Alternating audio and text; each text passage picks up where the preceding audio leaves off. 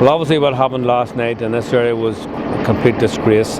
It's probably the worst rioting in this area that we've seen, certainly in the last decade, maybe more. There was such a strong sense of the siege in this area last night. It was palpable. You could really cut the air with that last night. And but basically what happened, as we know, the UVF decided for whatever reason to attack this area last night, and that attack started at the top of Mount Pottinger Road. It then moved around the district to Strand Walk, and then moved to, of course, the old favourite, the St Matthew's Chapel, or at the top of Bryson Street, and all that went on right through last evening. And we did criticise quite strongly the PSNI's failure to respond to that much quicker.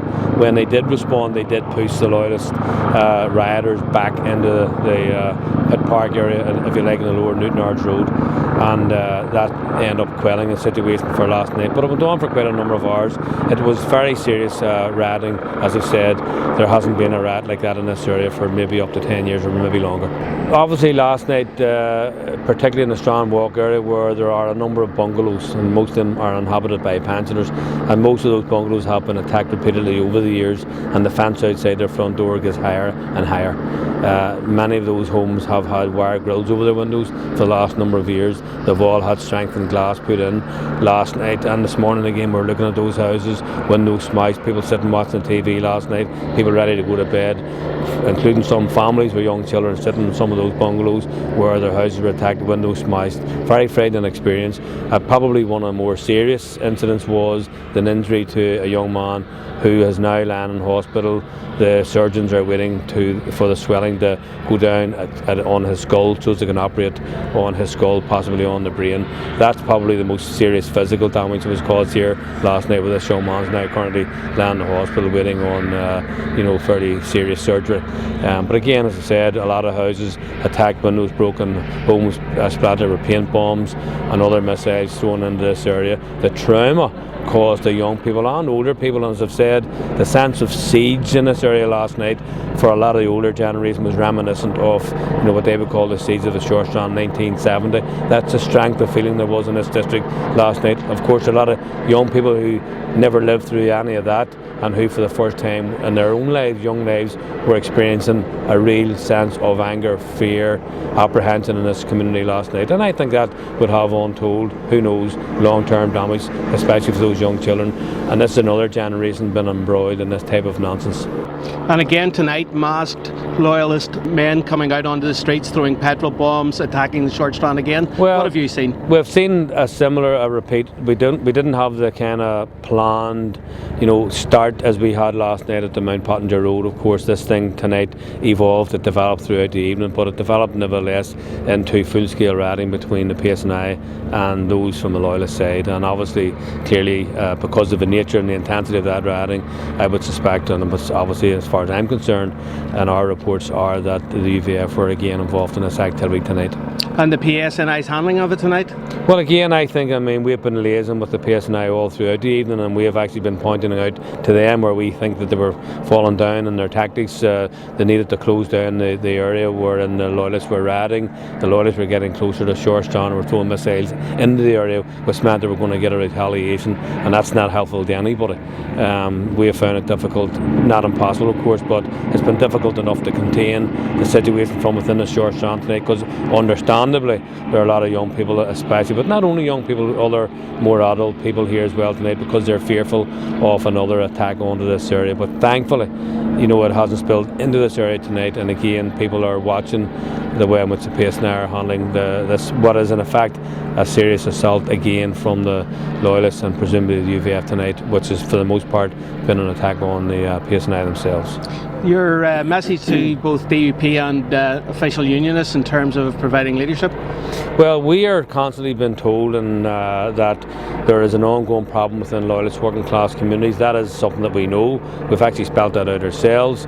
We have pointed out that many people from those communities have been coming to our own party representatives, myself included, over the last number of years, because they have felt let down by the mainstream unionist political parties.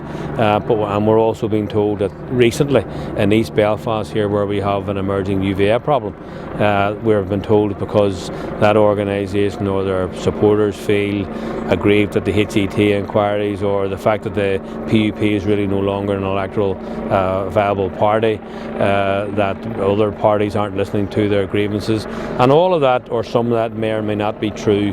But what's quite clear, there's no justification in any of that which would result in an attack on the Catholic people in the Short Strand, and that's what's been happening. So therefore our message, and we've said this directly to the unionist political parties, and we will do so again publicly as well as privately in our engagement with them.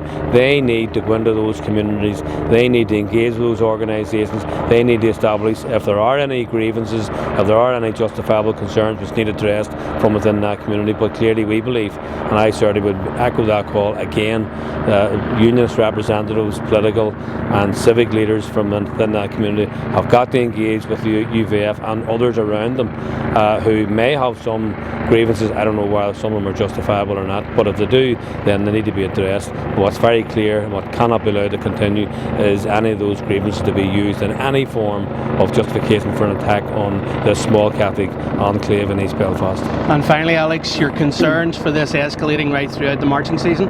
Well, I think that we had very fierce rioting in this situation in this area last night. That has been going on again this evening. It's now after midnight on Tuesday night.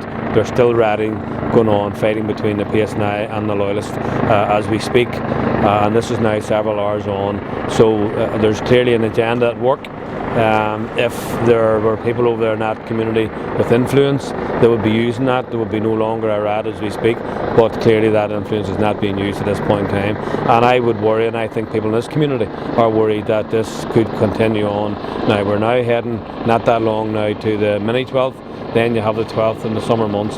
You know, this is the only place where people start to dread the summer, and that's very, very unfortunate for people who live in these communities. And I think this community has shown a great sense of resistance and resilience and dignity, because clearly, you know, when the area perceives itself to be under attack, and rightly so, I think even today the mainstream media have been highlighting the fact, and even the PSNI themselves have made it very clear, statements on the record to say that this is the UVF organised attack on this community last night. So from that point of view, you know, the community has rallied round, as they do in this particular community. They've had experience of this generation after generation, unfortunately. So I would say those Sinn Féin activists, not only from this area but from around the city, and the community itself, have stood shoulder to shoulder.